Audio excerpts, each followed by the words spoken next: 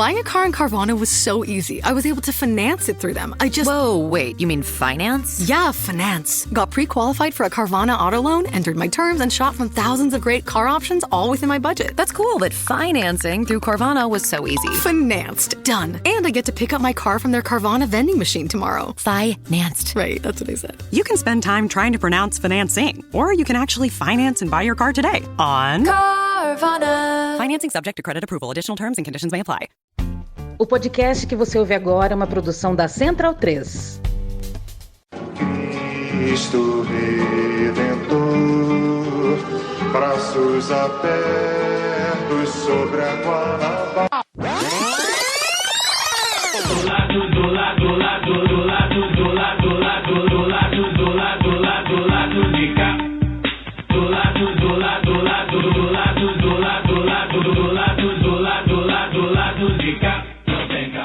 Bom momento, ouvintes da Central 3. Hoje é quinta-feira, dia 20 de agosto de 2025, e eu sou o Caio Belandi, direto do Saúl Studio, com o lado B do Rio 368, chegando no seu feed, o time titular, completinho, entrosado, Daniel Soares e Fagner Torres Lima aqui comigo no estúdio, Luara Ramos via internet de algum lugar do mundo. Vou começar com a Luara. Boa noite, Luara. Dá seu destaque inicial aí. Fale qualquer coisa aí.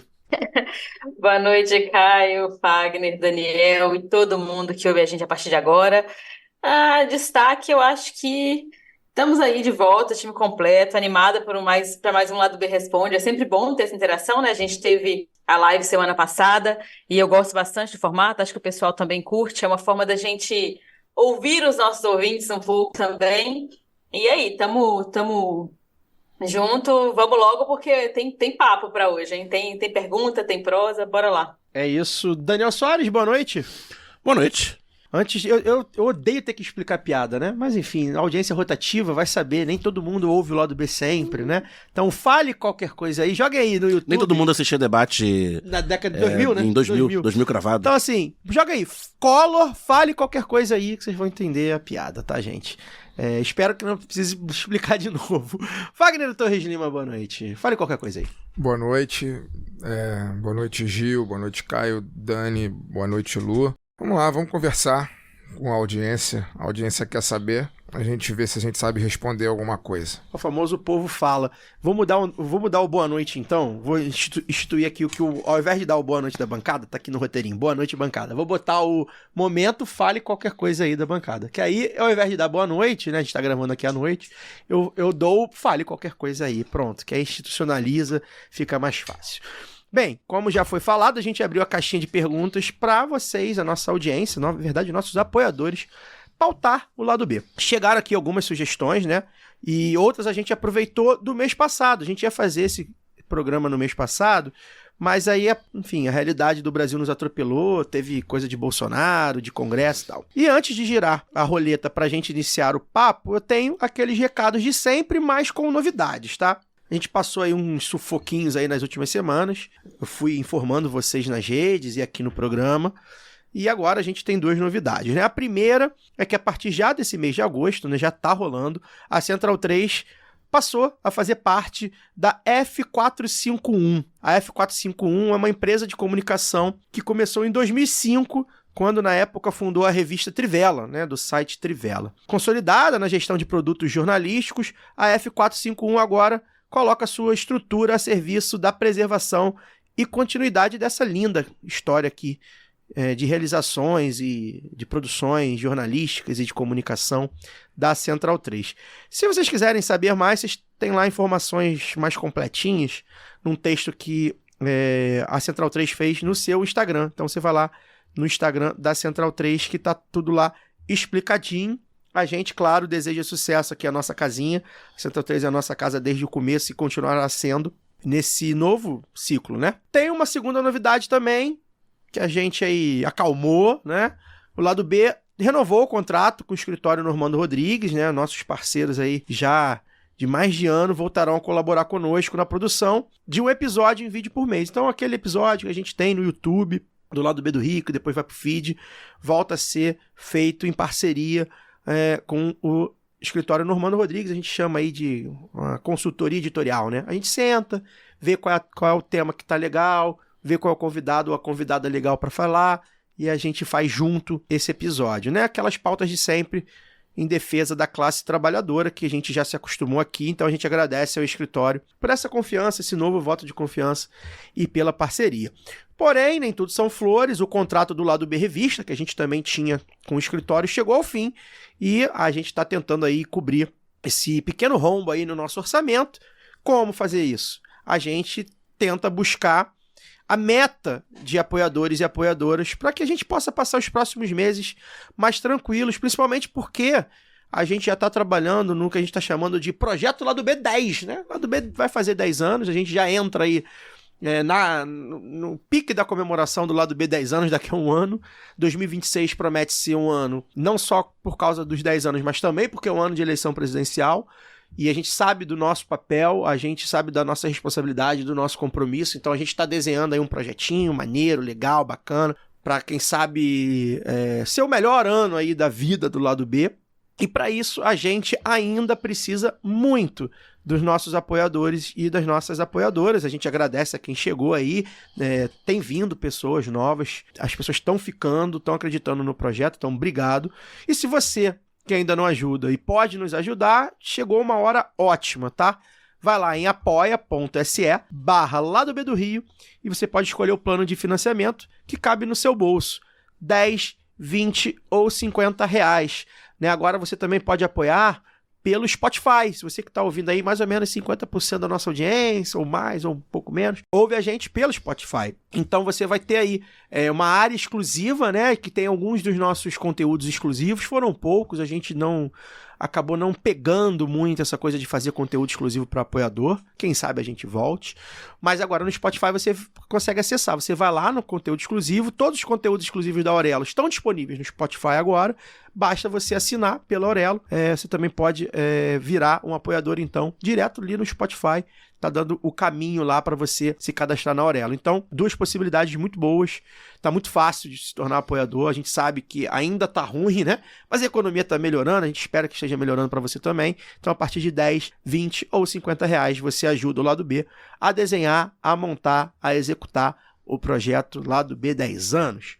Caso você não possa ser um apoiador mensal, você pode ajudar aí fazendo um Pix do valor que quiser para ladobedorio@yahoo.com. Também ajuda, sempre fortalece lá a caixinha. Você pode fazer o Pix recorrente, você pode, enfim, cair um dinheirinho a mais ali, sobrou um dinheirinho ali, tomou uma cerveja a menos, tomou uma Coca-Cola a menos, você pode fortalecer o nosso caixa. E por falar em apoiadores, a gente sorteou aí algumas semanas os brindes da Camisa Crítica e alguns sorteados ainda não responderam. Então, assim, últimos dias, tá? A gente vai esperar aí até o último dia de agosto para vocês responderem. Ana Torres, Rafael Herrera, Gilberto Fernando Escotelaro Alves Filho, Patrícia Silva e Matheus Moreira. Nomaço.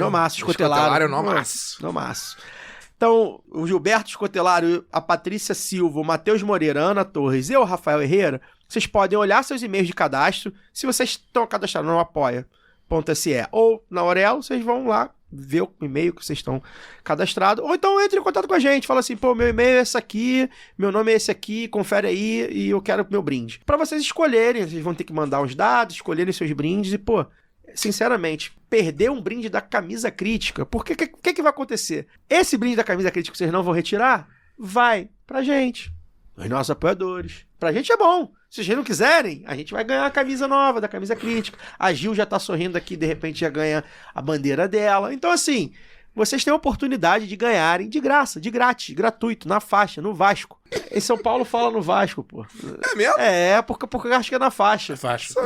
São Paulo fala no Vasco. São Paulo é esquisito. Né? São Paulo é esquisito. Deve ser no Vasco, então. Pois é. Vocês têm a oportunidade de ganhar um brinde da Camisa Crítica, que, porra, pica pra cacete, né? Só falando assim. Então, não deixem passar essa oportunidade, porque eu acho que é uma oportunidade perdida e uma oportunidade que a gente ganha. Vai voltar pra casa. A gente vai pegar esse brinde aí de vocês.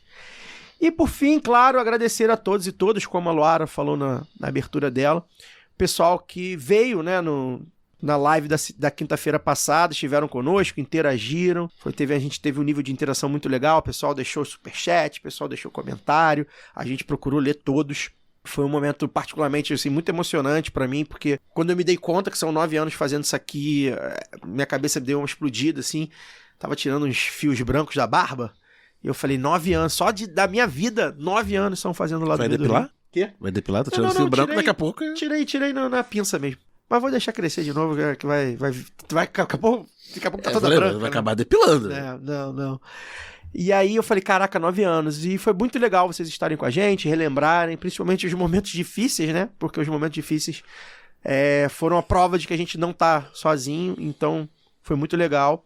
E preparem-se, porque realmente a gente tá aí pensando, formulando do que vai ser o projeto de 10 anos. E a gente espera que isso aconteça live, aconteça cervejadas, aconteçam gravações, né, presenciais, ao vivo, em locais que as pessoas possam ir. São muitas coisas que a gente está pensando e a gente espera poder executar todas. Dito tudo isso, Cesarotti, por favor, gira a roleta aí para a gente responder a primeira questão.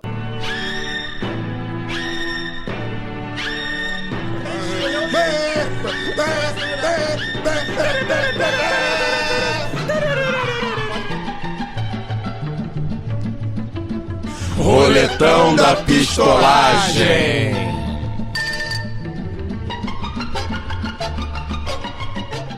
Nosso apoiador Miron Alighieri dos Santos, não sei, acho que é Miron, né, na verdade. Alighieri dos Santos, que é um apoiador de longa data. No máximo. No máximo, tá bom. Miron Alighieri. No máximo.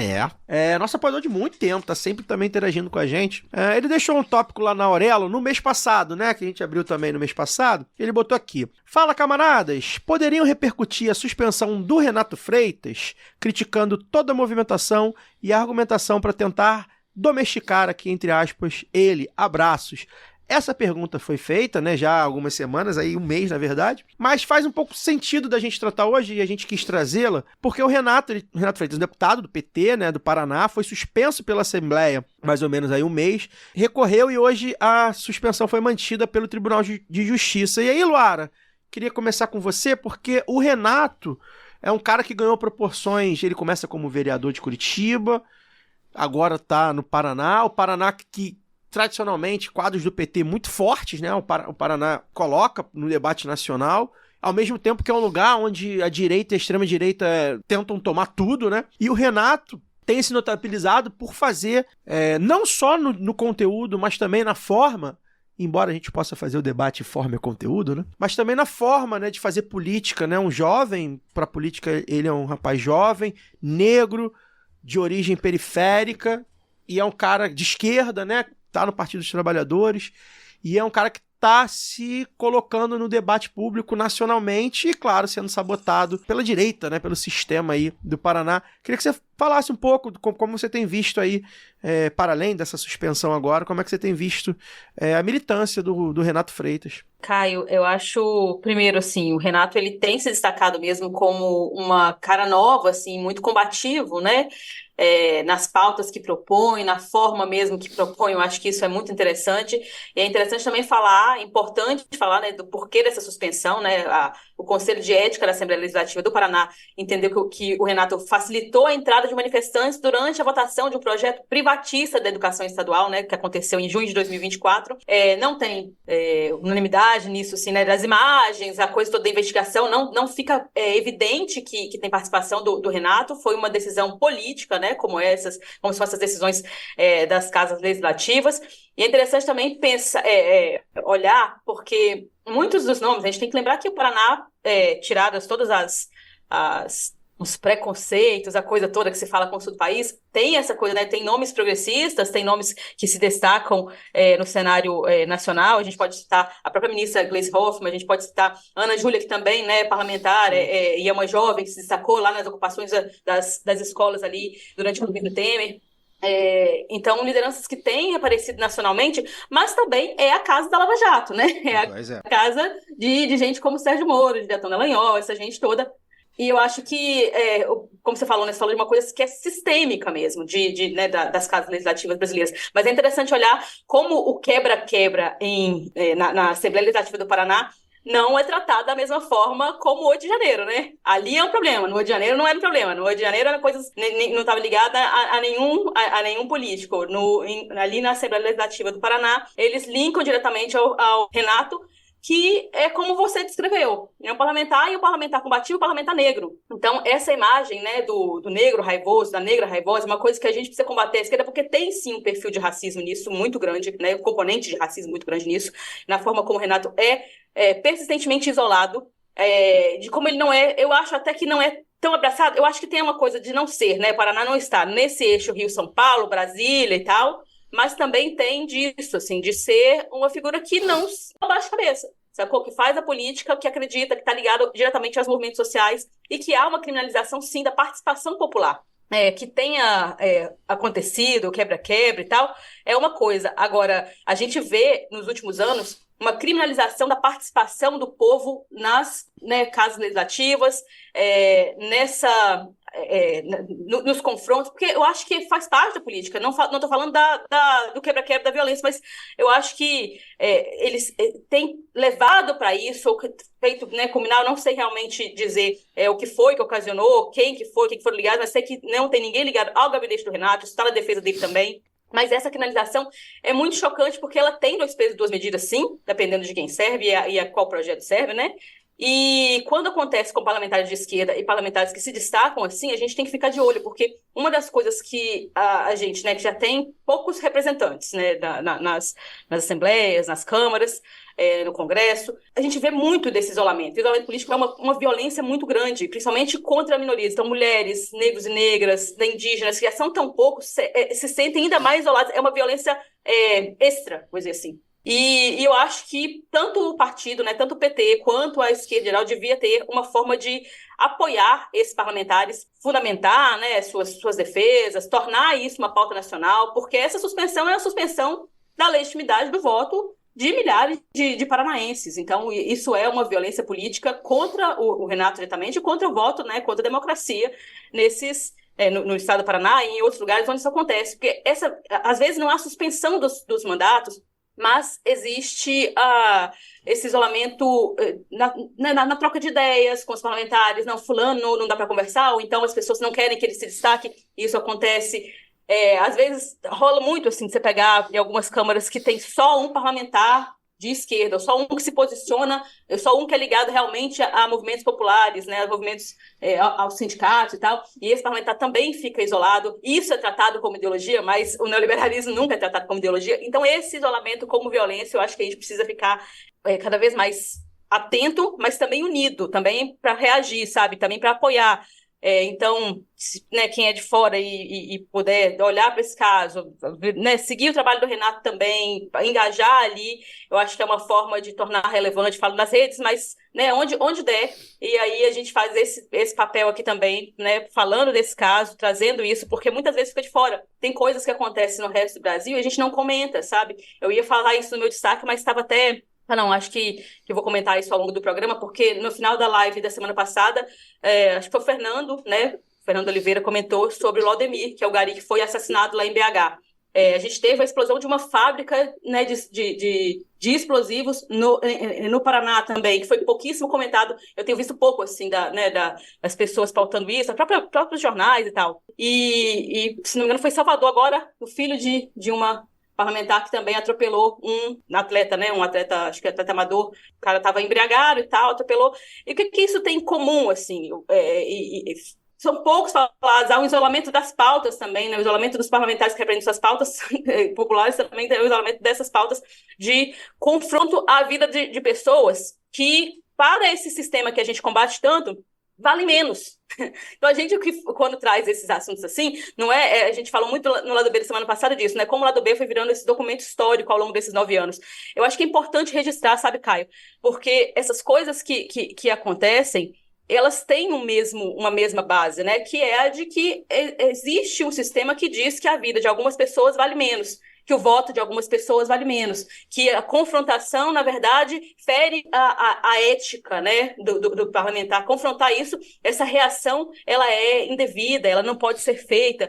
E assim, poxa, então para onde que a gente corre, sabe? Se a gente não confrontar, se a gente não mudar, inclusive, a nossa maneira de fazer política, como novas caras, como o Renato tem feito, como é que a gente enfrenta isso? A gente vai aceitando, sabe, que alguém, durante a hora que nós estamos trabalhando, ameace, dê um tiro na nossa gente, porque é a nossa gente, nós somos trabalhadores, é a gente também que está sangrando ali, sabe? Poderia ser qualquer um de nós. Quando uma fábrica de explosivo, né, explode, e aí o que morre são trabalhadores, nós estamos falando de uma classe. Então, no fim das contas, é luta de classe também, saca?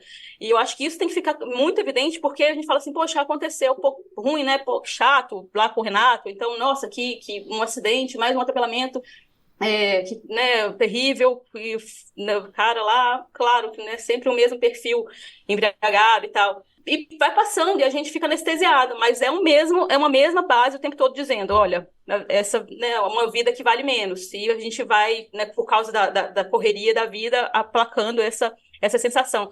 E gritando, a gente fala, Laudemir presente, né, o nome do gari que foi assassinado. Mas eu já falei várias vezes aqui, eu tô cansada de Marte, sabe? Eu não quero que o Renato, por exemplo, seja mais um Marte, que daqui a pouco ele sofra uma violência física, além da violência política que ele tem sofrido.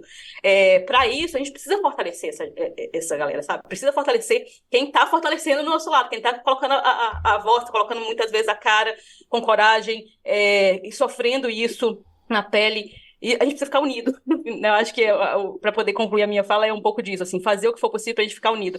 Eu propus aqui, né, que eu acho que o PT e os partidos deviam ter uma coisa mais firme, assim, quanto à defesa dos seus parlamentares. Eu realmente não sei como é que tá, se tá só a defesa, né, o advogado, a parte jurídica lá do Renato, ou se está ligado de alguma forma ao restante do partido lá no Paraná e nacionalmente. Porque eu acho que a resposta da direita foi, a gente viu isso no governo Bolsonaro, e esperava que houvesse, né, o Ministério da Vingança, não houve, e nós sofremos o 8 de janeiro, e estamos sofrendo até hoje, né, como aquelas intervenções ali na Câmara, também dos bolsonaristas há algumas semanas. Então, é ficar esperto, a gente tem que ter estratégia para poder reagir, mas também para poder invalidar essas ações, sabe, quando acontece de gente que realmente fere a democracia. No caso dessa suspensão do Renato, que eu realmente achei antidemocrática, quis colocar todos esses pontos, porque não coloquei no meu boa noite inicial, que não era uma boa noite, são pontos que eu acho que de revolta mesmo, que estão ligados ao mesma cara, ao mesmo assunto, à mesma forma de reação, que tem que ser na revolta mesmo. Né? A gente chegou num ponto que não tem como não ser na revolta. E eu acho que o Renato representa isso, mas isso é distorcido por quem ele é, pela cor que ele tem e pela forma combativa que ele tem feito política. É isso, Lara. E assim, sobre o Renato, né, eu acho que ele é um cara que a gente brinca muito aqui, principalmente com os nossos ouvintes de Santa Catarina, mais até do que dos do Paraná, sobre ser de esquerda nesses locais, né? É claro que há locais e locais, Florianópolis é um perfil, né? Outros lugares do interior, por exemplo, do Paraná também tem seus rincões ali da agricultura familiar, pessoas mais à esquerda. Não é que todo mundo é, né, fascista no sul, por favor, né? A gente sabe que não. Mas as coisas se desenham de uma forma, e a Laura tocou nisso na fala dela, sobre, por exemplo, ser minoria, né? Então ele não basta para ele ser uma pessoa de esquerda na Assembleia do Paraná, que o torna minoria, certamente, igual a ele tem poucos. E ainda por cima, o racismo em alguns locais, e o Sul, principalmente o Paraná, talvez até mais do que o Rio Grande do Sul, o Paraná e Santa Catarina, eles se desenham de certa forma que o corpo negro é de fato olhado, visto e já lido de antemão, né? E o Renato negro insolente, né? Exatamente. Que é negro, ele é um jovem, combativo, usa Black Power. Exato. Então já é lido já de antemão como um corpo totalmente estranho ali, não que o racismo se desenha também nos outros locais, sei lá, na Bahia, né, onde tem muito negro, aqui no Rio de Janeiro mesmo, mas no Paraná se desenha, ele ocupa um espaço que é ainda mais negado para corpos como o dele. Então já não bastasse ele ser alguém do PT, de esquerda, um jovem, né, é bom a gente lembrar também as pessoas jovens ocupando esses lugares, embora a extrema-direita tenha colocado aí seus jovens fascistas, as pessoas de esquerda, né, digamos assim, os democratas de esquerda, de jovens, são vistos muitas vezes como, né, com desconfiança. Além de tudo, ele é um homem negro, como o Daniel falou, né, de Black Power, um homem que coloca a negritude na sua militância. Então a gente deseja aqui ao Renato, de antemão, né, todo o apoio, todo o suporte possível. A gente tá aí também, tá no nosso radar, é um dos nomes que tá sempre lá em cima pra gente entrevistar. Não é fácil, porque, enfim, tem a questão de ser um deputado de outro lugar, Foram raras as vezes que a gente conseguiu falar com deputados estaduais, porque, enfim, é difícil mesmo, mas de outros lugares, principalmente, fora do Rio. Mas, de toda forma, a gente pretende um dia falar com ele, e eu acho que ele é um cara que tem se colocado no debate público de uma maneira, como eu falei, de conteúdo. Ele fala muito bem, ele é muito esclarecido, ele esmiuça, ele detalha muito bem o que ele está falando. É muito claro ouvi-lo falar, ou seja... A direita, a extrema-direita, sabe também que ele é um risco, porque ele fala bem, né? Isso também conta nesses momentos. Então, a gente deseja aí que o Renato sustente, né? Como a Laura falou, a gente não aguenta mais resistir, a gente não aguenta mais não passarão, mas enfim, que ele sustente e que a gente dê suporte. A gente não aguenta mais não passarão, sobretudo porque eles continuam passando, né? Se eles realmente não passassem, aí tudo bem, mas eles estão passando e passando bem. Estão passando e é isso, estão fustigando aí um mandato combativo. É bom lembrar, o governador do Paraná é um presidenciável, né? Querem forçar aí o senhor Rato Júnior na presidência. A gente Little sabe. Mouse, né? Já que tá na moda ser baba-ovo de americano, é o Little Mouse. Um ratum. Pois é, querem forçá-lo como cara de ratum presidenciável e fazendo oposição a ele também, né? Isso deixa bastante claro aí a posição do nosso Renato. Vamos agora para a segunda questão. O Cesarotti vai girar aí a roleta.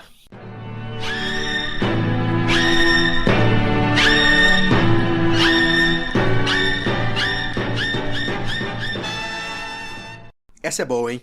Nosso apoiador, um amigo já da casa, ouvinte desde o programa número 1, cara. Kleber Vinícius, o nosso alvinegro KV, ele mandou lá no nosso conselho editorial do Telegram. Abro aspas aqui. Pegando como gancho a matéria da POI sobre bets, tigrinhos e seus lobbies, qual a saída? Povo se empobrecendo, adoecendo e se endividando a rodo. Só a regulação basta? Fecha aspas. Ele fala sobre uma matéria da revista Piauí, que eu ainda não li, já salvei. Cara, tem 300 matérias salvas da Piauí pra ler. Eu leio uma e salvo duas. Tem que sair de férias pra isso. Tem que sair de férias. Que vale um romance. Não, e assim, é ruim de ler não gosto muito de ler no celular, eu evito. Eu também. E no computador também, né? Aí eu fico assim, cara, vou imprimir essa porra, vou matar um monte de árvore pra imprimir, pra ler, porque aí eu consigo ler, sei lá, em outros lugares, em outros ambientes. O João Moreira Salles pode dar uma assinatura pro lado B. Pois é. A gente vai dividir a assinatura da... É que ele tá contas, precisando o lado B é de Botafogo, né? Todo mundo sabe disso. A gente tá gravando perto. A família Moreira Salles tá precisando de dinheiro, então Pois não pode é. ficar dando assinatura. Enfim, eu não li, não sei se vocês já leram sobre, mas o fato acho que a gente pode ir de antemão, né? A gente tá prometendo já pelo menos um ano, e a gente tá na dívida, a presença de um especialista no tema, principalmente um especialista em vício em jogo, né? Em ludopatia, porque a gente fala aí a partir do ponto de vista das pessoas que estão doentes e que são vítimas desse sistema, que já tá muito claro, né? De antemão também, a gente sabe que tá a regulação foi muito mínima, né? Mas a gente também entende, a gente tem sido instigado e perguntado muito nas redes para dar um pouco a nossa opinião sobre o tema. Afinal de contas, por exemplo, nós 4 aqui somos do futebol.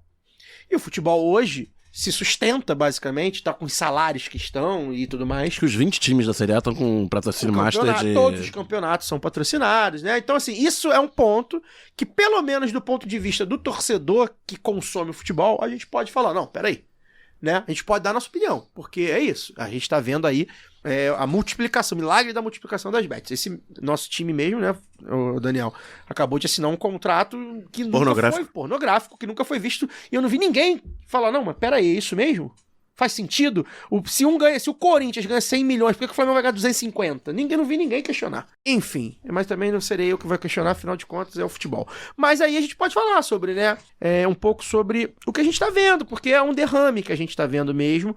E aí há vários pontos de vista, Dani, eu quero começar com você, porque esse tema à primeira vista, ele está sendo bastante tratado pelo viés econômico, regula, imposto, quem tira o dinheiro, até quando, quanto de imposto vai pagar quem ganha, as concorrências e tal. Muito do viés econômico tem sido tratado, e é uma pergunta que o Kleber Vinícius faz para puxar o nosso debate. Da regulação, que tipo de regulamentação, que tipo de regulação basta? Como é que você tem enxergado aí a febre das bets e dos tigrinhos. Porque tem as bets e os cassinos online, né? Diferente. Que é jogo de azar. Começa por aí. O cassino online, é bom lembrar que no Brasil há quase 80 anos, acho que em 1946 ou 1947 é proibido cassino, né? Não, tem alguns monumentos ali, como o Cassino da Urca e tal, que estão há quase 80 anos sem a função para a qual eles foram construídos. Então, se não pode cassino físico, por que pode online, que é muito mais fácil, né? Inclusive, né? Você tá com o cassino físico, você tem que ir até o cassino para apostar, e ele vai gerar os empregos lá e tal. E o cassino online, você tem um servidor potente, conexão de internet, e as pessoas ficam com o cassino no bolso, né? A doença de jogar, né? Que geralmente é associada à ansiedade e tal, a pessoa fica com o cassino o tempo inteiro no bolso. Então, se o cassino físico é proibido, não faz sentido ser liberado o cassino online. Então, a minha opinião, pessoal, não sei, a da mesa a gente não discutiu antes pra fechar a posição, é que cassino online tem que proibir mesmo. Ponto. Eu sou a favor também. E as bets tem que ter uma regulação, eu acho que é bastante restritiva, né? Você pode, por exemplo, não poder pagar com Pix, né? Que você já facilita a pessoa entrar num looping. Eu não sei exatamente como funciona o cadastro, porque eu não sou cadastrado em nenhum site, mas ter um controle de CPF, talvez limite de aposta por CPF, é óbvio que tudo isso é burlável, né? Não, e é utópico E é também, facultativo, né? As empresas... E aí eu posso falar como eu jogo, né? Eu jogo desde que... Nós vamos falar que qualquer regulação pode ser burlada, mas só de você criar a barreira, Claro, você já dificulta muita coisa. Mas assim, tem uma miríade de possibilidades de regulação para tentar barrar o vício, com limites de aposta, limite financeiro, limite de vezes, talvez restrição de horário, né? Mas eu vou deixar até para você falar da parte da bet que você costuma apostar. Eu vou falar não só como apostador, mas eu vou falar também... Vou indicar aqui dois podcasts que eu ouvi recentemente.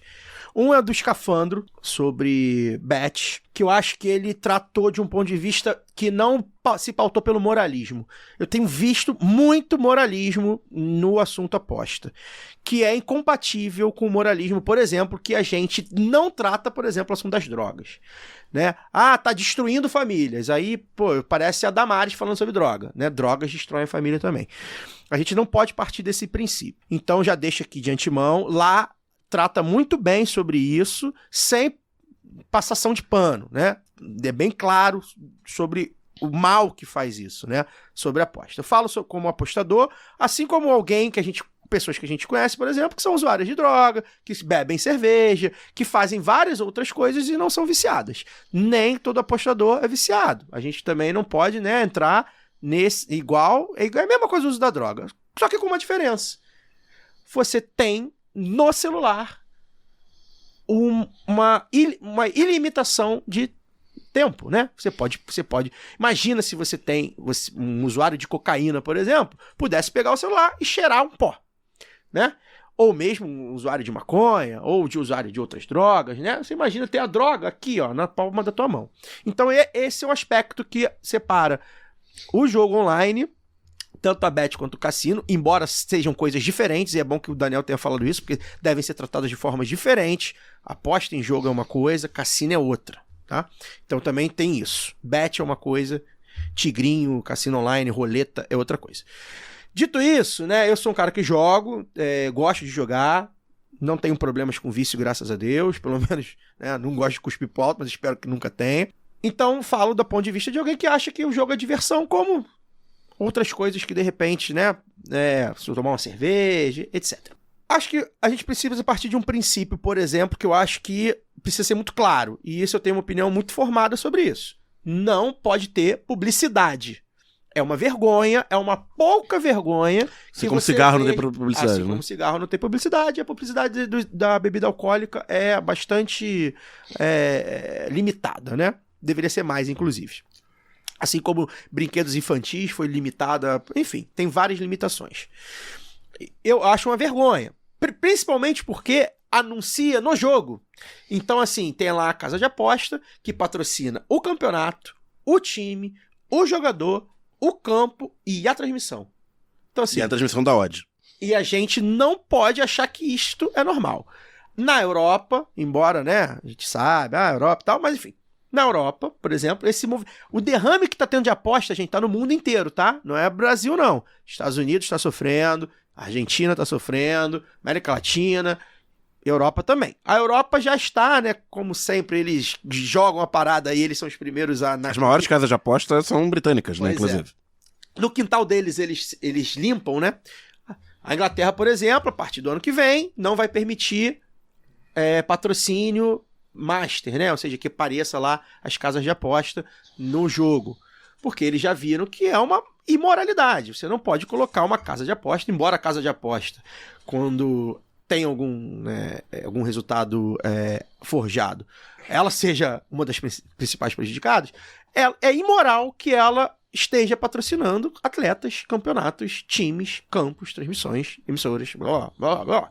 Então, primeira coisa que eu acho que tem que ser muito claro, assim como o cigarro, né, a gente viveu um tempo, né, nós todos somos aqui desse tempo, vocês um pouquinho antes, do cigarro ser vangloriado, né, do camarada aí lá no Roda propaganda Viva. em tudo quanto é lugar. Questão de bom senso. Questão de bom senso. Pois seja, né, Venha para o mundo de Venha para Marlboro. o mundo de Marlboro, seja um homem, ou então seja uma mulher charmosíssima, ou então associado aos esportes, né? Então, assim, tá errado, né? Isso acho que esse é o primeiro ponto, que isso aí eu acho que não tem que defender.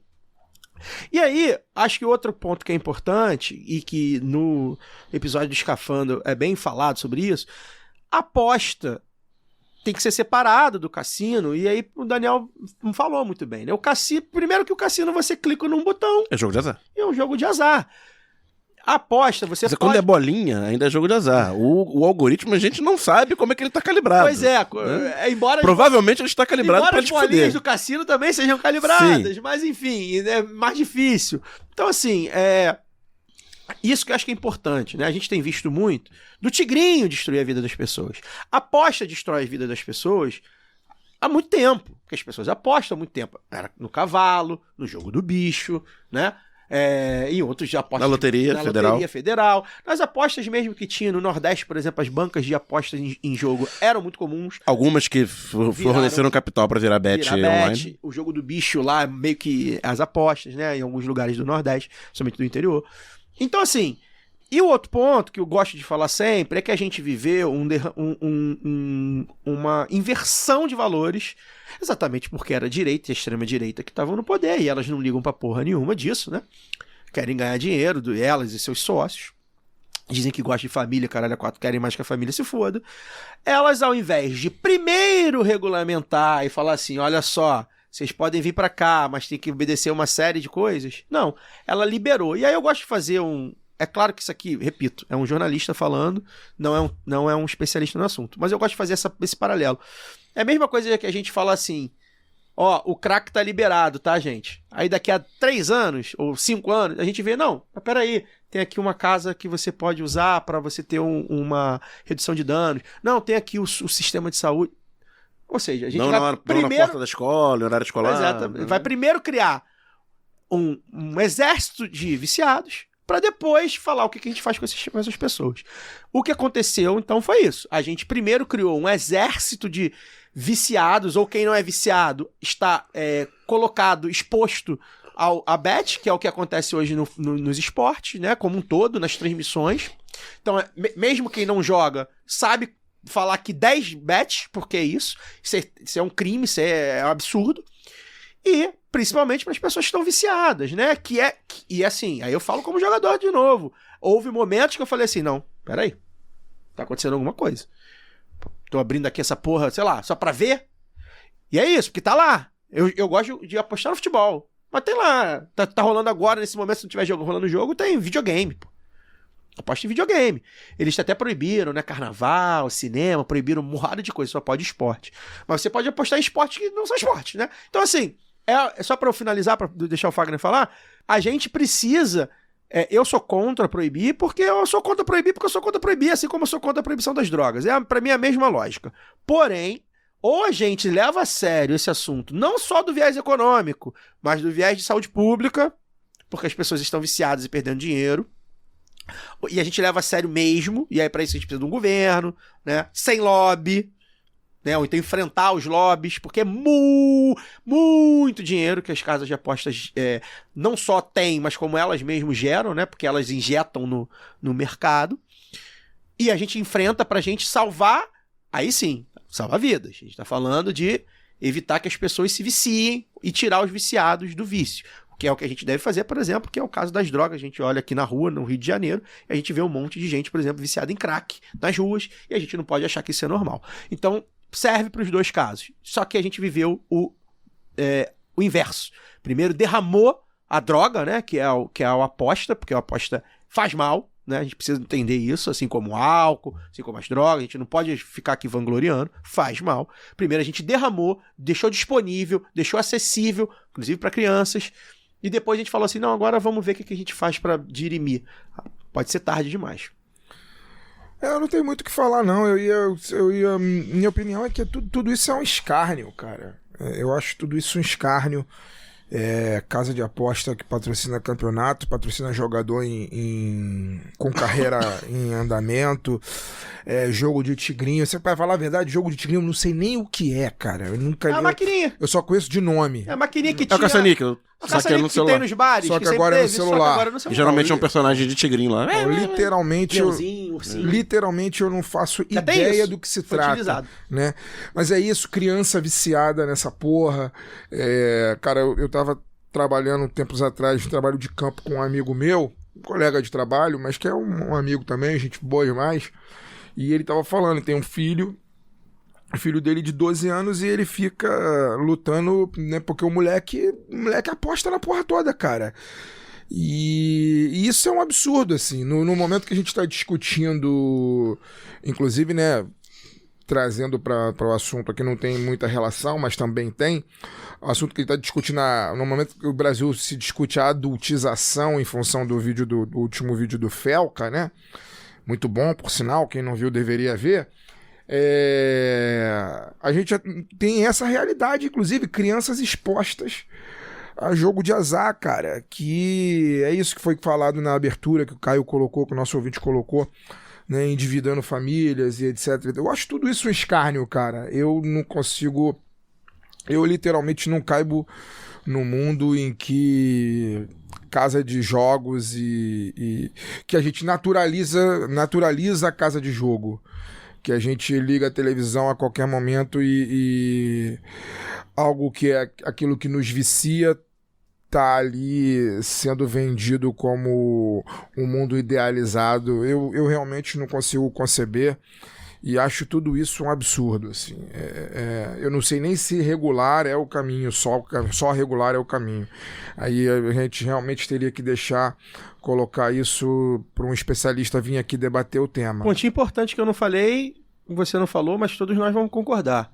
Capitalismo, né? Sim. É porque, né, só existe casa de aposta e essas coisas todas de loteria, inclusive a Loteria Federal, Sim. Mega Sena, porque... Sim. A gente vive num regime ultra mega Sim. blaster capitalista. Isso. Eu acho tudo isso um escárnio, cara. A gente tem que... Deveria colocar, né? Alguém tem que ser alguém especialista no tema, né? Que fale sobre como isso impacta não só economicamente na vida das pessoas que não estão preparadas para poder lidar com esse volume de dinheiro e com a sanha de enriquecimento que o capitalismo nos insere, né? Mas também deve tratar de uma forma de entender o impacto que isso causa na sinapse das pessoas, assim, né? A partir do vício no jogo e da forma como ele é estimulado hoje em dia.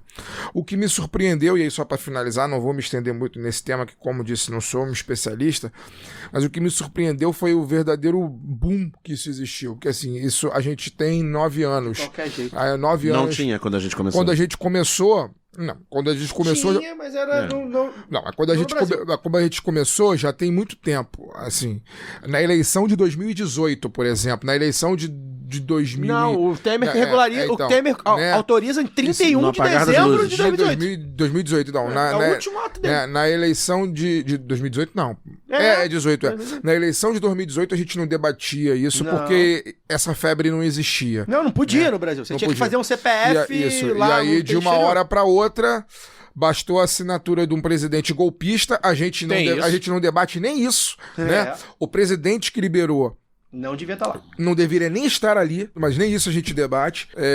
Bastou a assinatura desse cara, a gente vê o que tá acontecendo hoje, né? Enfim, é um escárnio. Lu? Eu não sei se eu já fiquei pensando assim, nossa, que esse foi um feito. Esqueci o nome daquele que você acha que aconteceu ou não aconteceu e tirando a prova, não sei se vocês lembram, mas quem acompanhava futebol europeu na Band via propaganda de bet. Na ESPN também. E Esporte eu falo Bet. que eu não tinha TV a cabo, então eu via na Band, aquela época do Nivaldo Prieto ali, tinha propaganda de bet, eu não fazia ideia do que era, eu ficava me perguntando, falei, gente, mas quem é que faz um negócio desse? Porque me parece tão à toa, assim, tipo, pra que eu vou apostar num negócio que né, não imaginava que se ganhava. E hoje a gente está debatendo isso, e eu acho que, Caio, você faz uma separação muito importante, que é esse primeiro do viés moralista. Eu achei, tem duas matérias que eu li da Piauí sobre as bets, né? A primeira falando sobre o Tigrinho, principalmente, mas mistura as duas coisas, né? Mistura a aposta esportiva e a aposta, né, nesses cassinos online. E aí faz uma grande confusão, porque as pessoas hoje falam, casa de aposta, então já taxa ali como se fosse a mesma coisa, como se fosse o mesmo problema. E não é, né? São coisas diferentes. Eu acho que isso precisa ser discriminado, porque existe, sim, esse moralismo, e as pessoas até evitam de entender o que é, né? E eu acho que isso é um problema pra gente tratar, até quando você fala assim, vamos trazer alguém que é especialista em ludopatia. É a mesma coisa a gente falar do álcool, das drogas, e trazer só quem estuda isso a partir do viés da saúde. Sendo que existem componentes culturais, né, que vocês falaram de capitalismo, por que as pessoas apostam? Porque ainda há essa ideia de aposta como dinheiro fácil. Mas existe gente que aposta profissionalmente, existe gente que aposta como diversão. E aí a gente coloca tudo no mesmo balaio, interrompe o debate, e quem ganha é quem está lá viajando de jatinho com o cara das bets, sabe? Com gente de casa de aposta. É assim que esses caras ganham. Né? Interditando o debate, porque aí se a gente se nega a fazer esse debate, quem trata e quem ganha dinheiro com isso vai ficar do jeito que tá, né? Então isso é muito bom. Tanto que a CPI das bets, que eu acho que é o que trata a segunda matéria da Piauí, é bem clara com isso, traz personagens também e tudo, mas eu acho que a primeira chamou mais atenção porque traz os influenciadores, né? Quando fala do Tigrinho. E aí, falando especificamente do Tigrinho, né, já que tocamos no assunto de adultização, de crianças e tal, a regulamentação da publicidade eu acho que é fundamental. Porque, por exemplo, esses personagens, né, que parecem personagens infantis, têm nomes no diminutivo, isso eu acho que gera, né, um interesse ali, pode gerar um interesse de menores e tal. Regulamentação também da publicidade nas competições esportivas. Como é que você vai ter? Olha o tanto de casos que a gente teve de jogadores de times grandes, né? Nós estamos falando aí de Bruno Henrique do Flamengo ser investigado por tomar cartão, se tal ou não ligado à aposta, né? O Paquetá também. Olha o problema que nós arrumamos, sabe? Então, assim, no país do futebol, a gente não tem... Não foi o primeiro escândalo, claro, né? De combinação de resultado, esse tipo de coisa. Mas a proporção que toma, né? Pela proporção que as casas de apostas tomaram nos últimos anos. E eu acho que é importante isso, assim. Os meus dois destaques são esses. De ver para além do moralismo, né? Para além dessa coisa de é um dinheiro fácil, porque eu acho que como é que a gente trata isso assim? Se a gente tá falando que casa de aposta, que explora, né, que acaba com famílias, porque as pessoas perdem dinheiro e trata isso como dinheiro fácil, eu acho que são duas coisas diferentes, né? Então, saber discernir isso aí. A outra dessa, realmente, da regulamentação da publicidade, eu acho que tem um projeto da Gleisi Hoffmann, mas que não andou e não vi grande repercussão desse projeto. E também não li o texto todo, vi alguns pontos, mas é sempre assim, o problema todo é que, como existe essa recusa, existe esse moralismo, não tocam em pontos principais. Assim como a regulamentação pelo viés econômico também não toca em pontos principais, né, das casas, dessa diferenciação, e também de proporcionar a quem aposta e quem ganha e tal, que não seja taxado para além do que deve, sacou? Por que a gente não pega das casas, por exempexemplo? Né? Essas são as casas que são grandes problemas, que elas têm que responder às leis, né? A legislação brasileira. Como é que faz isso? A gente nem tinha nada disso, né? No Temer só liberou. Então, ficar muito claro quem que responde ao quê, né? Como é que você declara, né? Quando ganha um prêmio, como é que as casas também vão ser taxadas, que proporção e sobre o quê, né? Se é sobre o prêmio todo, sobre parte da aposta, e quando a aposta fica no red, né, no negativo ali, eu acho que essas coisas todas, isso precisa ser entendido por todos nós, assim, não adianta só a gente virar e falar assim, eu não sei o que eu acho que é tudo um grande problema. Eu acho que então vamos proibir tudo que gera grande problema, né? Vamos proibir álcool, vamos proibir cigarro, vamos proibir droga, e não é por aí, né? Porque a gente sabe que continua existindo de outras formas, e aí eu acho que é pior, porque não está sob os nossos olhos.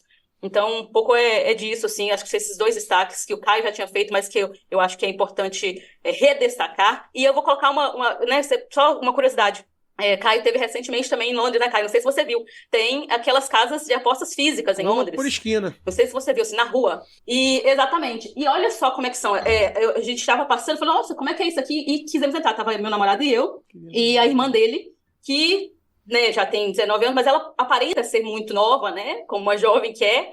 E ela foi barrada. A gente não estava com o documento dela, não estava com o passaporte. E o cara falou, educadamente, olha, quantos anos ela tem que estar com o documento, ela não pode entrar. Ela não pôde entrar. Então, assim, você vê a diferença, né, de levar a sério uma regulamentação. Agora, você faz uma regulamentação que tem tanta brecha que daqui a pouco você não sabe, né, como eu disse, o que responde a quem, e alguns conseguem burlar, outros não, isso perde credibilidade, as pessoas encontram mais brechas para poder abrir uma casa de aposta por cidade, né, porque hoje tem prefeituras querendo suas próprias casas de apostas, e a gente não entende o que é um negócio. Eu acho que o grande problema disso tudo as pessoas não entendem o que é o negócio.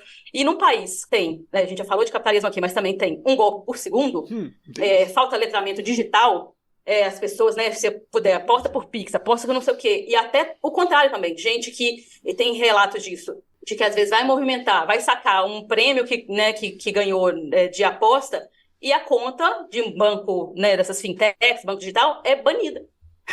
Então, olha assim, é prejuízo para as pessoas de toda forma, entendeu? E é um prejuízo que às vezes não veio da casa, mas veio dessa não discussão a sério, não discussão do modelo de negócio e do problema que vem causando. Outro problema moralista aí é aquela, vamos proibir então o dinheiro do Bolsa Família. Maluar está falando que pode usar o dinheiro do Bolsa Família, é que o buraco é mais embaixo. Por não entender o negócio, as pessoas estão falando assim, tá vindo dinheiro do Bolsa Família porque o nome do cara que estava lá na aposta tá no CAD único. Comercialização do CPF. Mas esse cara pode ter emprestado CPF, pode ter usado outro tipo de dinheiro, mas você está discriminando porque ele está no CAD único. Isso sim, se a gente for olhar, né, algo da Constituição mesmo, uma discriminação, sacou? Quem é que vai dizer que ele usou aquele mesmo dinheiro? Ele pode ter outra fonte de renda que não ultrapassa para ele, né, estar no CAD único, mas que você está tirando dele entre muitas aspas aqui, por favor, direito de apostar como outro apostador. E isso é tratado como, olha só, virou um vício que e aí, claro, que a direita deitou e rolou nessa manchete de que o pessoal, beneficiários do Bolsa Família, estão apostando trocentos milhões.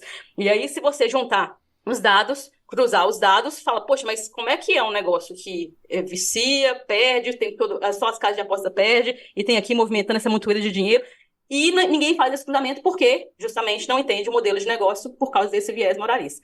Então, são pontos que eu acho que a gente tem que pensar, sim, para além da coisa, porque a última vez que nós falamos, eu acho que eu tomei tacada lá no Twitter do pessoal falando, por que você tá falando a favor de não sei o que e tal? Tinha que proibir tudo. Então tá, proíbe, a gente vai ver vários alcapones das apostas aí. Como já tinha, né, gente? O jogo do bicho tava aí, né? E aí você falou do Reino Unido, né, Luara? Gente, rinha de galo é proibida.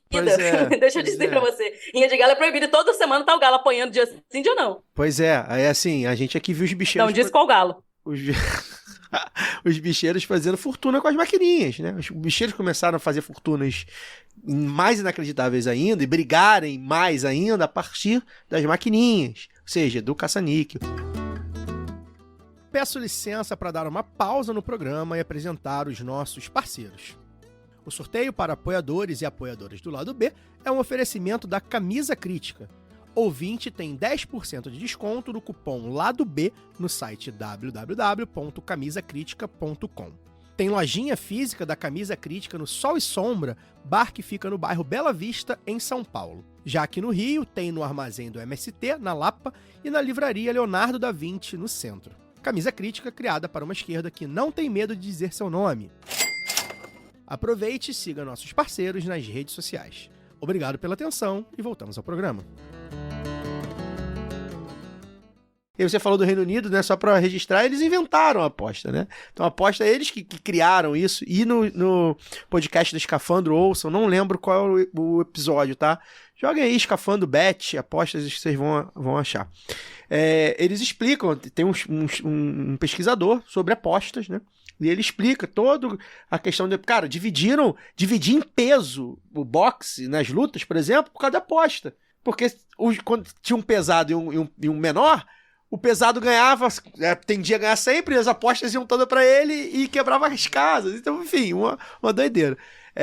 E é isso, acho que a gente precisa tratar, porque o que eu vejo que o esporte que mais sofre com luta arranjada, né? Até hoje. Inclusive, porque inventou essa porra toda. E assim, uma das coisas que, só pra completar e fechar, essa coisa, porque eu vejo muito moralismo de as famílias estão... Isso é um discurso, gente, que é o mesmo discurso.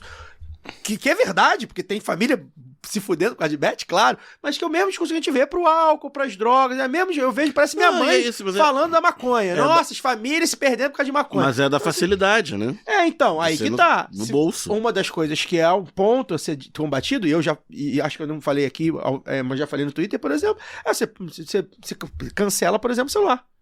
Você vai ter que ir num tablet. Aí o que vai fazer? As lan houses vão virar cassino. E aí você consegue, com cassinos físicos, você consegue ter algum nível de controle, por exemplo, né?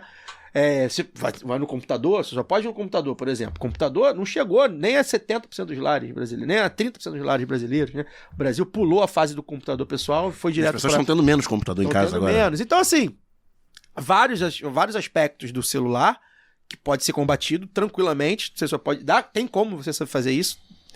As pessoas vão burlar, mas aí, enfim, cada um que dê seus pulos corre pra burlar, assim como as pessoas compram drogas, né? As pessoas burlam, mas eu acho que é importante. E o último aspecto que a gente não comentou, capitalismo de novo, que é a lavagem de dinheiro, né? Quando a gente vê, é muita casa de aposta, gente. Não existe tanto banco assim, grande pelo menos, que anuncie, né, na Rede Globo. Não existe tanta loja de varejo assim, não existe tanto, enfim, lojas de camisa de time assim, não existe nada que dê conta de ter 20, 30, 40 casas de aposta anunciando nas grandes empresas, né? Então, também há de se verificar isso, né? Isso é um ponto importante. Essas casas de aposta muitas vezes são lavagem de dinheiro, são enfim, fachada para outros crimes, o que é comum também com o cassino, ou seja, é a mesma lógica e que a gente precisa aplicar, e eu lamento muito que o Brasil tenha iniciado esse derrame, tenha jogado zumbis viciados. Primeiro que celular, essa merda é um vício, né? Já começa por aí, já podia começar a regular essa merda, né? Na rede social, etc. Não, então é a mesma lógica. Então eu lamento muito que o Brasil tenha jogado as bets por aí, os tigrinhos por aí, foda-se, e agora só tente, vamos ver aí. Lamento muito, porque é difícil, vai ser difícil de tirar das pessoas essa coisa, né, de, do jogo, do cassino, é legal, né? Vamos lá, vamos tentar. E o sport washing, né? Se tem 200 milhões no Flamengo, 100 milhões no Corinthians, 60 milhões em outro time, não sei o que lá, não só as pessoas que jogam vão resistir a uma regulamentação de publicidade. Se sai uma lei, se alguém propõe uma lei amanhã, não pode anunciar em time. Isso. Os clubes vão pressionar os 30 milhões de torcedores do Corinthians, 35 milhões de torcedores do Flamengo, vai tirar dinheiro do nosso time. O futebol vai perder, as emissoras vão perder, sim. A Cazé TV vai deixar de existir, os youtubers, os influenciadores, ou seja, só tem a ganhar se proibir. Eu falei, mas eu falei, de repente... Tô começando a ficar a favor da proibição. Pois é.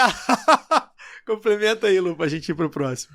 Mas eu queria chamar a atenção para uma outra coisa antes, que é um recorte também, assim, não tenho números aqui, mas que a gente falando, arruinando famílias, e vê muita gente, né? Existe um perfil de apostadores também, jovens, homens, esse interesse por esportes, e aí a gente vê, ao mesmo tempo também, a gente tem falado várias vezes aqui, né, de uma juventude sem perspectiva. Então, como é que isso também não é um problema de saúde, mas também um problema econômico de governo, para além de taxação, para além de ludopatia? Então, vamos falar de geração de emprego de qualidade, vamos falar de fim da escala 6x1, né? Porque quem está almejando ganhar dinheiro fácil, entre muitas aspas, com a aposta, porque também tá, né, não tem, às vezes, perspectiva de um bom emprego, de carreira, né, de estudar e conseguir fazer, né, se realizar profissionalmente. E ver também como uma coisa paralela, né? Tem gente que fala, eu vou fazer aqui como um investimento.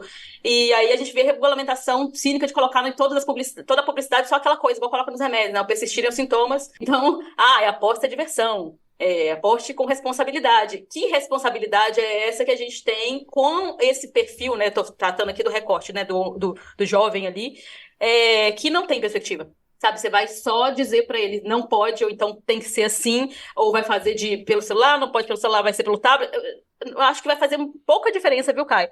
Se não tratar o básico, né, que é entender o que é o modelo de negócio das casas de apostas e também de quem, o perfil de quem aposta, né, por que aposta, como aposta, buscando o quê, que né, pode tratar como diversão, mas quando vira vício, como é que faz, né? Como é que é essa virada de chave para se tornar um vício? Ou seja, é uma perda, né? O vício em apostas, pelo né, o pouco que eu entendo, o pouco que eu já li, e traz também nessas matérias que a gente tem visto, é muito disso, assim, a pessoa perdeu e tenta recuperar rapidamente, porque existe essa falsa ideia de um dinheiro fácil, né? Como no cassino ali, não. Aqui, então vou dobrar isso aí. Se você conseguiu, você fala, não, agora eu vou recuperar tudo, porque eu vou jogar de novo. Enfim, tá muito ligado, eu acho que é esse pensamento, sabe? Essa falta que eu falei do letramento digital, que eu acho que é necessário para tudo. Não é só para lidar com aposta, não é só para lidar com adultização, com monetização nas redes sociais, algoritmo, não. Nós estamos aí pegando um outro recorte, misturando as coisas, mas para vocês entenderem meu ponto e fechar também meu raciocínio. O tanto de golpe contra aposentados, não só no INSS. Então, é golpe pelo celular, é link, uma coisa que é muito comum, que a gente fala pouco das plataformas, né? Porque fala de exposição de conteúdo, criação de conteúdo, influência, mas lojas falsas, sabe? Criam lá a loja todinha e tal. Quando você vê as lojas online tem site certinho e tudo, forma de pagamento, você faz tudo ali, mas golpe, fachada, comentários estão fechados. Então, assim, essa noção, se você for olhar, amigo que caiu, se você for olhar no Reclame Aqui, um monte de reclamação de não receber e tal, como é que eu faço? Para onde que as pessoas correm? Porque existe o PROCON, né? Não precisa, existe um órgão para isso. Existem denúncias, mas até correr aquilo ali, a pessoa já tomou mais um golpe. Então, o letramento digital, eu acho que é uma urgência, devia estar nesses PLs aí todos que estão surgindo, né? Por causa do tema da adultização infantil e tudo. A gente até discutiu relativamente um pouco, né, no grupo do lado B. Eu acho que toda exposição de menor não devia ser monetizada de forma alguma. Essa sim, eu acho que é uma questão que devia ser proibida, falando aí já a minha opinião sobre esse caso também, porque nesse caso nós estamos lidando com imagem, com consequências que as pessoas não têm, né, as pessoas envolvidas, no caso menor de idade, não têm o discernimento para aquilo ali. Assim como crianças não deveriam ter acesso a jogo de tigrinho, porque não tem discernimento de que aquilo ali não é um jogo que ela consiga entender esse modelo, né? Mas, enfim, misturei tudo para poder dizer isso, assim, que existem recortes que precisam ser analisados para a gente entender que o problema não é só o negócio, o modelo de negócio, seja das apostas, seja desses golpes legalizados, institucionalizados ou não, mas que existem problemas sociais por trás disso, né? Como a gente já citou, que começou falando de saúde, mas econômicos e também e culturais, né? Eu acho também, porque o Caio falou, vai ser muito difícil tirar isso da cabeça das pessoas, assim como vai ser muito difícil quebrar esse viés moralista que já se colocou e que eu acho que serve muito a quem deseja interditar o debate, né? Deseja continuar lucrando em cima da ignorância das pessoas. Perfeito. Agora o Cesarotti vai girar a roleta que a gente vai para nossa última perguntinha do amigo internauta.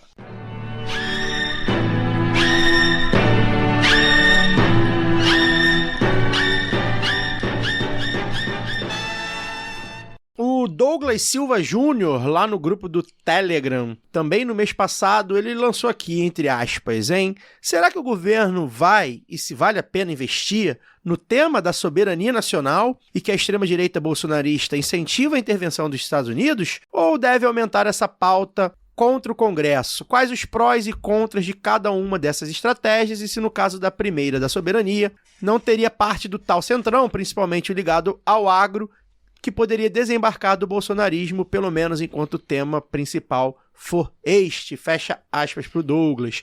O contexto mudou um pouco, né? Essa pergunta ele deixou no mês passado. Atualmente o centrão aí que comanda o Congresso parece estar um pouco mais amansado, né? Depois do que aconteceu lá no motim do sequestro e tal. O Centrão ali acabou dando uma amansada, mas a gente sabe que, enfim, isso é algo temporário, daqui a pouco muda. De toda forma, eu acho que essa pergunta dá um norte interessante para a gente pensar as estratégias do governo, né? E considerando, inclusive, que a gente teve aí uma recuperação de popularidade do governo Lula 3, né? A Quest divulgou hoje. E aí, Fagner, quero te chamar para conversa. Primeiro, o que você acha, né? Assim, a gente já tem debatido isso, a gente fez programas sobre isso já, mas enfim, agora que o Trump chamou aí a Europa para conversar, o Putin ameaçando a Venezuela, né? O Brasil já meio que entendeu que... Chamou a Europa para dar ordem, né? Pois é. Putin, ele conversou. Pois é. Já meio que percebeu aí, o Brasil já tá, enfim, tentando aí tramas e saídas para o lance do tarifaço. O que você acha sobre esse assunto de soberania? Você acha que o governo deveria investir? Parece que teve um bom retorno. Você acha que a briga contra o Congresso agora deve ser recuada um pouco? Como é que você analisa a estratégia do governo, considerando que a gente parece que o governo Lula 3 voltou a ter um equilíbrio maior entre aprovação e desaprovação depois de 6 meses? Mas eu acho que isso tem que continuar. A aprovação, ela ainda é tímida diante de todos os desafios que o governo tem enfrentado desde o primeiro dia que ele foi empossado. É um governo muito frágil e que, diante de todos os desafios que estão postos, né, eu acho que o maior desafio que nós temos, a gente ter um Congresso, que eu não sei quantificar aqui, mas em sua talvez ligeira maioria, ou quase isso, de fascistas oportunistas, né? A gente tem 40% da população absolutamente irredutível no estilo de vida fascista de ser. Abraçou o fascismo como ideologia pública e agora não tem vergonha de se dizer, não tem vergonha de defender aquilo que é de mais nefasto. Então acho que essa comunicação ela tem que acontecer eternamente, assim. Esse embate, a gente já teve essa discussão aqui, né? A gente tem que aprender a fazer política, o governo que eu digo, né? Tem que aprender a fazer, não é política. Política o governo sabe fazer. Não sou eu que vou ensinar. Mas eu acho que a gente tem que aprender a fazer campanha eterna. Permanente. Se tem uma coisa que o surgimento da extrema-direita, né, não é o surgimento, né, a ascensão da extrema-direita brasileira ensinou pra gente, nesses últimos anos, é a necessidade de se fazer campanha eternamente. Campanha permanente. E eu acho que o governo tem que fazer campanha permanente. E aí acho que a questão da soberania nacional, a defesa do Brasil, dizer que o Brasil é dos brasileiros, eu acho que isso é o tipo de coisa que tem que ser defendido o tempo todo. O máximo possível em todos os cantos possíveis. Eu acho que a estratégia do governo foi acertada nesse momento, que o Brasil está sob ataque. A gente não sabe até onde esse ataque pode ir.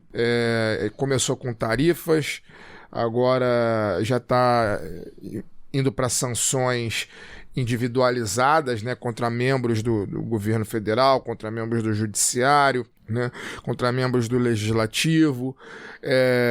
A gente não sabe até onde pode ir. Eu acho que ainda tem, né, pode acontecer bloqueio econômico, pode acontecer invasão, afinal de contas, né, o nosso vizinho do norte, que tanto atrasa, tanto não só o sul como o mundo como um todo, está disposto a ir às últimas consequências. A gente agora está vendo o que está acontecendo na Venezuela, né?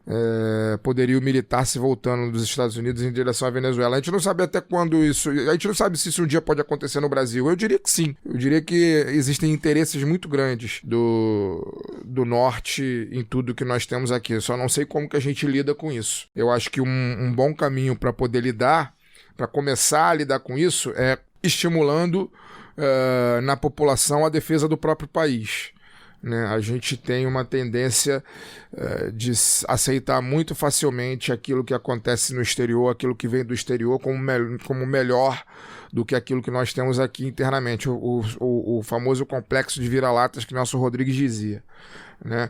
Isso não é só no futebol que existe, isso existe em todos os cantos da nossa vida, enquanto brasileiros. Então, acho que é um bom caminho para poder estimular essa defesa concreta do Brasil, eu acho que é defendendo a soberania até naquilo que há de mais abstrato.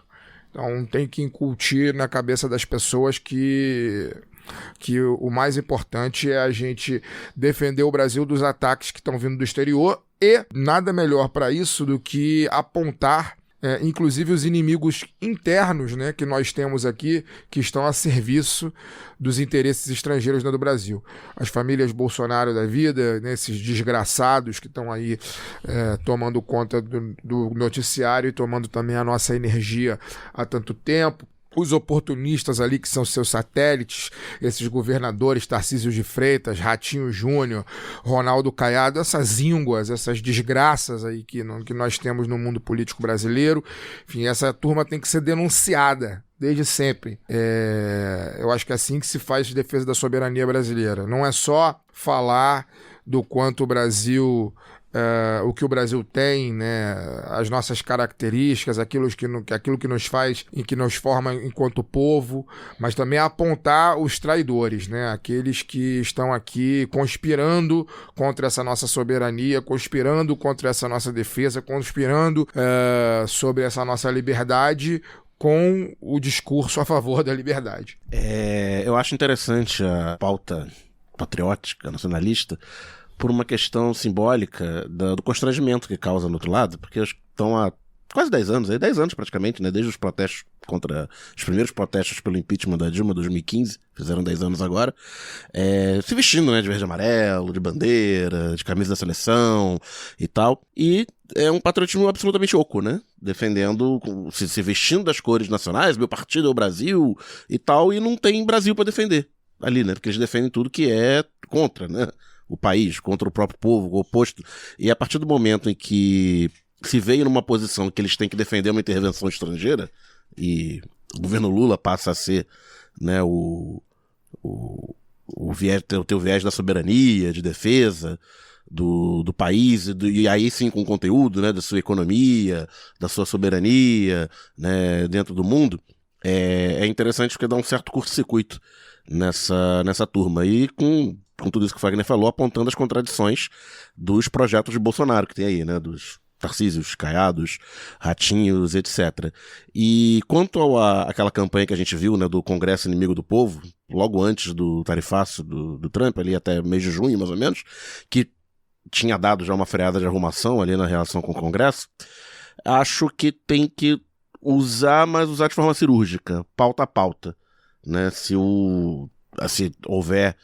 Se não, né? Claro, vai haver interesses do governo no Congresso. A gente pode pegar como exemplo agora, né, os projetos de regulação de rede social, que foram ressuscitados aí a partir do vídeo do Felca, de adultização e tal.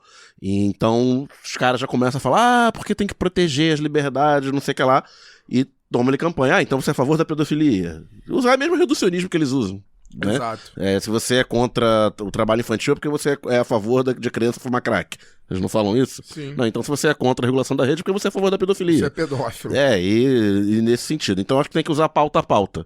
E quando for pra aprovar a questão lá da reforma do imposto de renda, a tributação mínima de rendimentos acima de R$600 mil anuais, etc. Então, a resposta, né, ao ouvinte, como é que é o nome que foi o ouvinte? A resposta ao Douglas vai ser aquela resposta murista, né? Tipo, as duas coisas saber dosar. E eu acho que tem gente no governo competente pra isso, pra saber dosar. Luara, vou te chamar pro papo, mas eu quero dar um contexto aqui pra chamar na sua fala. O Felipe, da Quest, que é o analista, diretor, sei lá, da Quest, a gente não precisa levar a ferro e fogo tudo que a pesquisa diz, nem tudo que o analista da Quest fala, né? A gente está repercutindo aqui a partir da fala dele, tenta analisar de maneira, enfim, né, sóbria, né?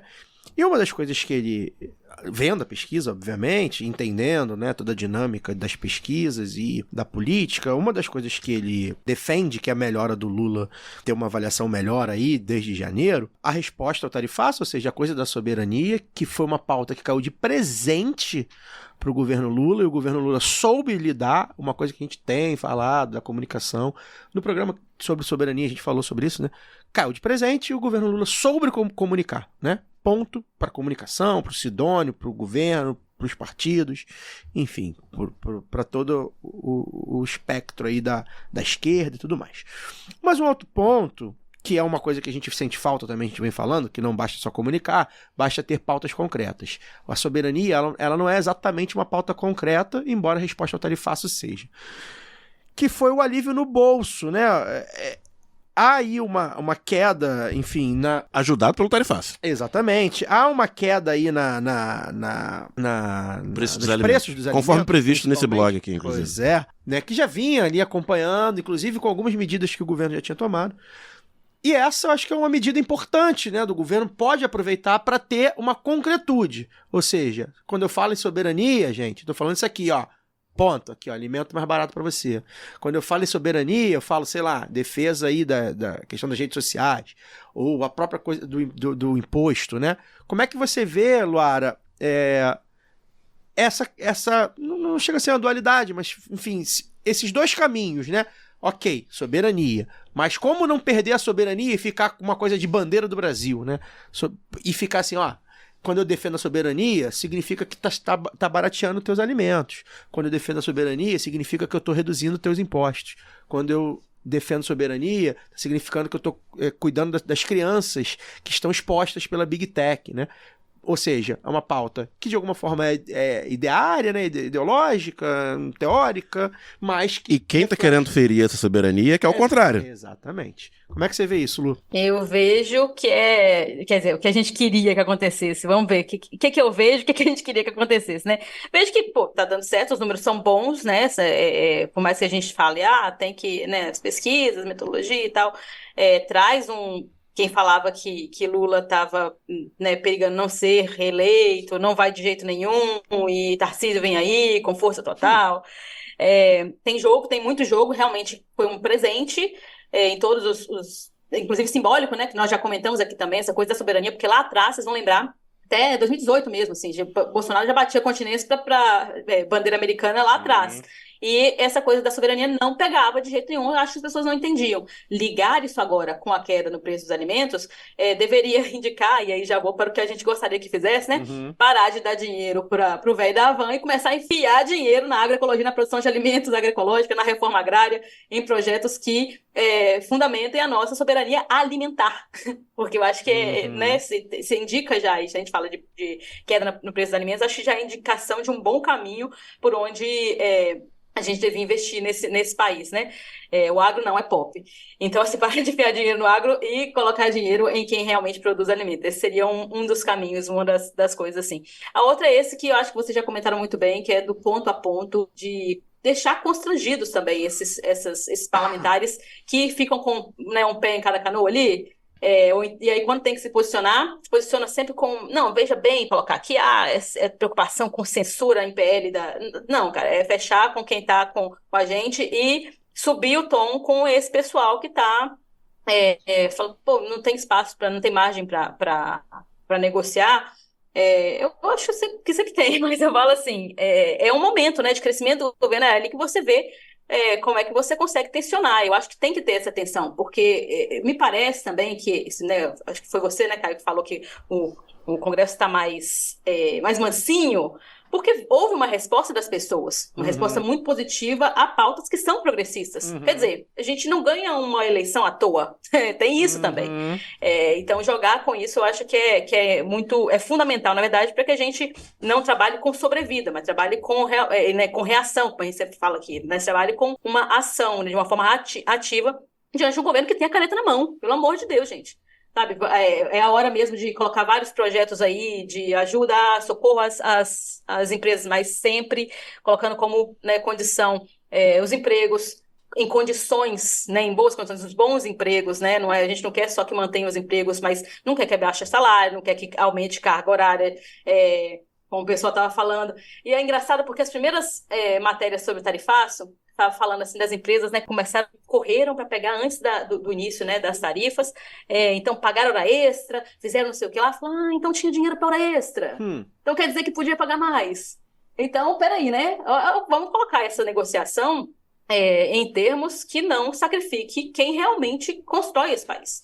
Né? Então, eu acho que é isso, assim, de realmente agora se firmar como a pauta da soberania, como você falou, né, Caio? Trazendo concretude para a vida das pessoas, para as pessoas conseguirem entender o que significa ter um país soberano, porque agora o que entrou mesmo nessa última semana, eu acho que foi sobre a sanção a Moraes, né, que virou ali uma grande, mas espera aí, isso aí não está colocando o Brasil todo em risco, e querer abaixar a cabeça para que uma lei de outro país, uma legislação de outro país valha no nosso. A pessoa precisa entender também de onde vem essa discussão. Eu acho que tenho visto a grande mídia tensionando para isso aí, como se fosse necessário sacrificar uma coisa, né, para poder, pelo bem dos empregos e da economia e tal, então sacrificar a nossa legislação, a nossa soberania, mirando muito no Flávio Dino, né, que foi quem recentemente teve essa decisão aí, né, de falar, não, peraí, uma coisa é uma coisa, outra coisa é outra coisa.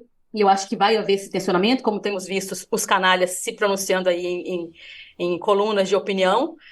E eu acho que é a discussão que tem que ser feita com lealdade, sabe? Existe a separação dos poderes, existe, mas também existe os parlamentares se pronunciarem muito firmemente em defesa da nossa legislação, em defesa do que vale aqui dentro e quem responde ao quê, né? Tenho usado muito essa frase hoje, mas eu acho que é importante para que as pessoas também, né? Para que haja um debate nacional e linke uma coisa à outra, né? Que as pessoas entendam, por exemplo, dessa pesquisa da Quest, uma coisa que me chamou muita atenção foi o número baixíssimo, né, de apoio, ou melhor dizendo, né, a rejeição à estratégia do Eduardo Bolsonaro. Ele é visto como alguém que está defendendo os próprios interesses pela população. Isso aí com números altíssimos, né? Acho que chega a quase 70%.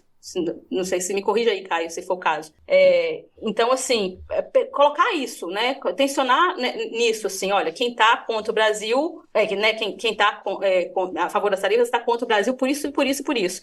Tem que ficar muito claro, isso não só nas campanhas governamentais, mas, né, de toda a base parlamentar, né, das mídias, dos jornais, os poucos, né, ainda que se comprometem com o viés progressista, democrático, e é isso. É isso, Luara. 69% acham que o Eduardo Bolsonaro atua nos Estados Unidos em defesa de interesses próprios e da sua família. O problema é que dentro desses 69% aí, provavelmente vai haver gente que tudo bem atuar em defesa do Bolsonaro, né? Essa que é a questão. Não é necessariamente uma pergunta, vai ter que linkar outras perguntas aí. Exatamente. Não, só uma coisinha sobre essa relativa mansidão do Congresso. A gente está há menos de um ano e meio da eleição, né? 1 ano e 2 meses aí. E uma coisa que guia muito essa galera, mais do que quem tem a caneta agora, é quem vai ter a caneta no futuro, né? A famosa perspectiva de poder. E eu acho que essa virada aí, a fechada da boca do jacaré, nas pesquisas de popularidade do Lula e as pesquisas que ele chegou a aparecer atrás de Tarcísio, Ética Terva, né, em projeções de segundo turno, e voltou a aparecer à frente, com viés de alta, acho que deu um sinal de alerta nessa turma de que talvez eles não precisem, entre aspas, aturar o Lula só até dezembro de 26. E aí, pensando na frente, é melhor eles irem enredo quanto expectativa. Embora já tenha uma turma aí que oficialmente rompeu, né? O PP e a União Brasil, que inclusive tem ministros, eles oficialmente romperam, né? Eles agora formam uma federação. Isso é uma coisa e fazer o discurso e preparar, porque eles têm um pé pra botar um pé em cada canoa também. Sem contar que são dois partidos que há bastante quadros independentes, né? Tem deputados aí que não querem, o partido fala alguma coisa, mas beleza, eu que vou me arranjar aqui no meu... Não à toa só ver os estados de onde vêm esses ministros da União Brasil. Assim, não é bem assim, mas enfim. Só pra fazer uma correção, a gente vai fechando aqui o programa de hoje. Eu falei lá no começo que a gente tava gravando na quinta, dia 20. É quarta, dia 20. E Por isso que a gente não vai falar, por exemplo, do Silas Malafaia sendo aí interrogado, pego... Deliciosas A mensagens gente tá aqui recebendo vazadas. o Eduardo Bolsonaro xingando o pai, né, essas coisas maravilhosas. A gente tá lendo aqui em tempo real, que saiu agora na gravação, a gente tá gravando aqui quarta-noite. Então por isso que vocês vão provavelmente falar, pô, vou chegar ao lado do base na sexta, pô, não fala. Quem sabe até pode ter desdobramento isso amanhã, né? Vai saber. Então, excepcionalmente, a gente tá gravando na quarta, então por isso que a gente não tá falando aí dessa notícia que a gente acabou de receber aqui ao vivo, que a Polícia Federal indiciou o Bolsonaro e o Eduardo por coação e fez buscas contra o Malafaia. Fazemos votos, inclusive, de que tenham desdobramentos essa notícia, independente se a gente vai falar disso ou não. Não tem problema, a gente entra ao vivo, fala semana que vem. Desdobrem à vontade, eu diria. Desdobrem à vontade. A gente fala semana que vem. Pode furar o lado B sem problemas. Sem problemas. É isso. Bem, encerramos por aqui. Luara Ramos, obrigado novamente. Semana que vem tem mais. Tchau, tchau. Opa, tchau, tchau, Caio, Fagner, Daniel, Gil, que Fagner sempre cumprimenta a Gil também, às vezes eu não falo porque não tá aqui, né, não tô vendo na frente, mas Gil também, até semana que vem, e também até todo mundo que ficou com a gente até agora, brigadão aí por nos ouvir, por estar com a gente há 9 anos, já agradecemos semana passada, mas sempre vale agradecer mais uma vez, é uma honra, muito obrigada e até mais. Daniel Soares, boa noite. Valeu, Caio, valeu, Fagner, Luara, Gil, valeu quem chegou até o final do programa, até a próxima. Fagner Torres Lima, até semana que vem. Na verdade, semana que vem vai ter umas mudanças, time reserva, mas enfim, até semana que vem. Mistão. De toda forma, até semana que vem a todos. Eu não tava nem lembrando disso, mas é isso. Então, até daqui a 2 semanas, na Semana da Pátria. Volto na Semana da Pátria. Este 7 de setembro, o Fagner vai se vestir de verde e amarelo. Em 7 de setembro. Volto na Semana da Pátria para comentar os acontecimentos pátrios que sejam muito agradáveis daqui até lá. O julgamento começa dia 2, né? Vai ser na Semana da Pátria e na semana seguinte. Exato. Vocês já marcaram algum evento pro dia 12? Vamos deixar aí já o vinho na geladeira, a cerveja, quem gosta de água, da Coca-Cola, enfim, o charuto, o baseado, qualquer coisa aí que vocês queiram pra comemorar. Cada choro que ele der lá, dizer que é mentira, aquele desespero. Cara, baseado é proibido, cara. Baseado é proibido. Não pode. Baseado é proibido. não pode. Se você estiver em Amsterdã ou em Montevidéu, né, você prepara aí. Desculpa, gente. Não fumem, tá? Por favor. Não apostem também. A gente encerra por aqui. Semana que vem a gente volta para continuar debatendo o Brasil e o mundo da maneira que você já conhece, independente, mas não só independente, de maneira contra-hegemônica também. É importante ser independente, mas é importante ser contra-hegemônico. Esse é o lado B do Rio. Forte amplexo e até lá! Este podcast foi editado por Fernando Cesarotti.